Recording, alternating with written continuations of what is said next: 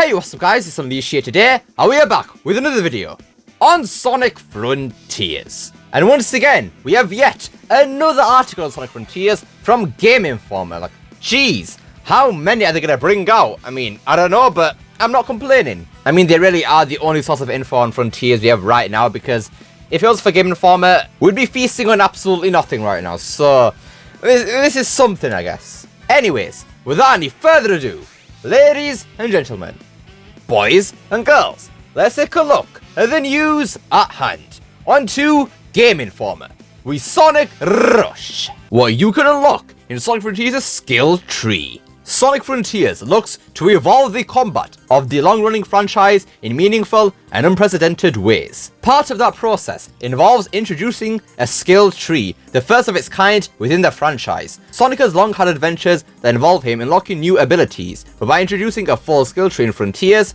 Sonic Team hopes to further enhance what it claims will be the longest mainline game in franchise history. Combat with enemies is an important part of Sonic Frontiers, Sonic Team Creative Officer Takashi Iizuka says. Starting out with Sonic at full power would make the combat simple and repetitive, so we made it so the player gradually unlocks Sonic's abilities through the skill tree. Not gonna lie, I'm pretty sure that was in the last article, so come on Game Informer, you're slacking, now you're reusing things, you're becoming Sonic Team here with Green Hill, like, come on, don't. The player collects the points necessary to unlock skills by defeating enemies and exploring the island, so they can unlock more powerful skills by playing longer. So you can get skill points by just exploring the island as well, not just defeating enemies, so that's interesting. So there'll be some other way to get experience, which is interesting. Early in my hands-on time with Frontiers, enemies spawn near me. I take these basic baddies out with ease. Basic baddies, that just sounds, you know, just slightly a bit weird, not gonna lie. Just beware of your vocab there, just gonna say that right now. But skill pieces litter the ground in the aftermath of the barrage of homing attacks. So I'm guessing that's what those blue square things were, which means that you could actually get them from barrels too, because in the first IGN first gameplay, that just sounds weird, man. Anyways, in the first gameplay we got from IGN first last month, we saw that Sonic breaking some barrels also contained the same blue skill pieces that were there when he defeated some enemies. I ran over to pick them up, contributing to a meter. So I'm guessing that meter is somewhere on the bottom right, because we see that when Sonic collects them, some little particles go to the bottom right of the screen, so I'm guessing that's where the meter is. This initial encounter isn't enough to give me my first skill point, but later battles push the meter to capacity, and I'm awarded an upgrade point. Unfortunately, I need to progress further in the game before I can unlock anything. So this means that the game basically blocks some skills until you further progress in the story, or he just needed some more skill points to unlock them. After my first in-world boss battle against a ninja, a massive gate opens, and I obtain access to a new area.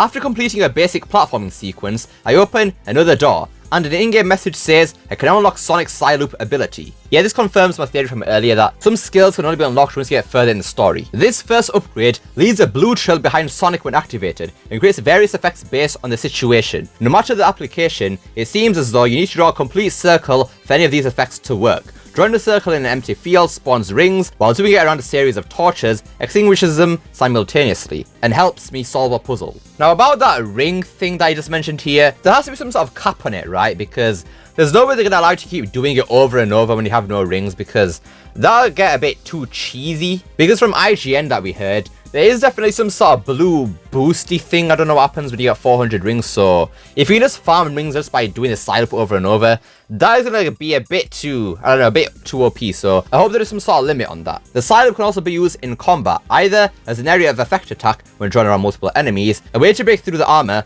of tougher creatures, or even a way to chip away at individual parts of bosses like the tower. Cyloop seems like the foundational skill for Sonic in Frontiers, but it's far from the only upgrade he can access through his skill tree. Once Cyloop is unlocked, Sonic can unlock 11 additional skills as part of the main tree, plus 3 additional skills through mainline story progression. The story progression skills are behind question marks, but I got a full view of the skill tree players can work through over the adventure. Now I'm not gonna lie here, 11 additional skills as part of the main tree does sound just a bit too less. I'm hoping some skills are actually hidden in this demo. I really do hope that. Or maybe the main tree expands as you go to further islands or something. I don't know. But as it stands right now, 11 additional skills sound just a bit too less. The next level of unlocks includes Sonic Boom, I won't do it this time, don't worry. A move that shoots projectile blades, mid-combo, speed burst, increases your power when you have max combo, and air tricks, the ability to showboat mid-air, turn progress towards skill points. So basically that's a trick system essentially. And yeah, we already saw this in the IGN first gameplay, but yeah, doing tricks gives you experience. Now once again, I hope there's some sort of cap on this because you can't just go to the same rainbow ring over and over and just keep spamming the trick systems to get experience. I hope there's some sort of cap on that. Next, you can open up Wild Crash, a move where you're in a zigzag pattern towards enemies to attack, and Stomp Attack, where the Stomp is in the skill tree. I thought Sonic might have that unlocked already, but apparently not. Alright. I mean, to be fair actually, in some gameplay we've seen, when Sonic does a Stomp Attack, it seems to lock onto enemies sometimes, so maybe there's a difference between the regular Stomp and the Stomp Attack.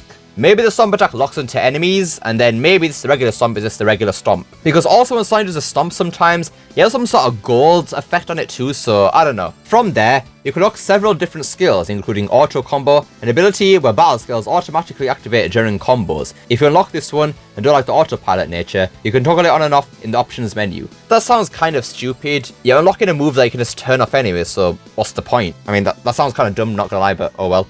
At least options there, I guess. There's also a quick Cyloop, the ability for Sonic to automatically draw Cyloop circles. Now I think we have seen this one, and it is in the IGN first combat gameplay, and we see it here when Sonic does a quick circle around this enemy and then it shoots it into the sky. I'm guessing that's what the quick Cyloop is. And if it is, then that's not too bad of a skill, honestly. I mean, it's not a massive circle, but it's a small one to get things done quickly. Pretty good. Homing shot? Oh no, no, not the time meter again, please, no. That was like a homing shot! An attack where Sonic launches a volley of energy spheres at an enemy, and I think we've seen this too in the Nintendo Direct trailer. Spin Slash, a move where Sonic surrounds an enemy with a multi-hit spinning attack, and Loop Kick, a looping, rapidly accelerating kick in midair. Is that the spinning thing that we've seen where Sonic has that one stuck animation? I don't know. The final unlock in the main skill tree is Recovery Smash, where if you're blown away by an attack and successfully execute certain prompts before you hit the ground, you can immediately counter-attack. Wait, so is that like a QTE or something, like Unleash or something? And if it is, that would be a bit annoying, having the game slow down to allow you to do a QTE every single time you get hit.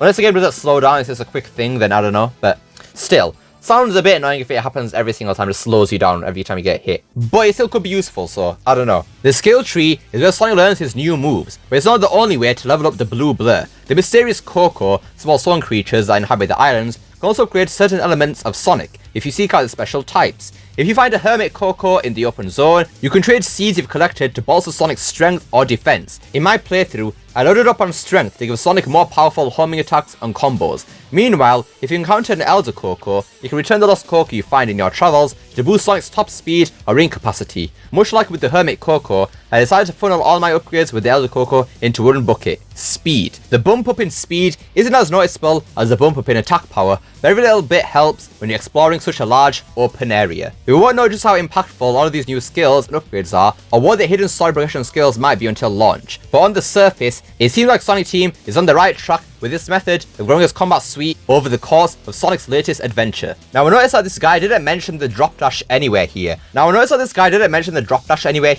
And we do know the drop dash exists because IGN mentioned it. So maybe that's in the story skill tree? I don't know. Or maybe that's in the newer build that the people at the SGF demo have played. Because Brian did say that he played an earlier build to what IGN played, so maybe in IGN's build, they have the drop dash for you to unlock, but in Brian's build, they don't have it there. Anyways, that about wraps it up for today's video. So we got some more details on the skill tree for Sonic Frontiers, and honestly, that is about it. I think this is probably the least interesting of the Game Informer articles because they kind of struck in quotes that we've heard already and bundled it in with some stuff for the skill tree, but apart from that, nothing too interesting, I would say. But what do you guys think of this news? Does it make you more excited for Frontiers' combat? Let me know down below. I'd love to see what you guys have to say. I hope you enjoyed this video. Don't forget to like, share, subscribe, especially that last one. Don't forget to become unleashed by hitting that join button down below. And remember, it's not necessary. And I will see you all next time. Peace!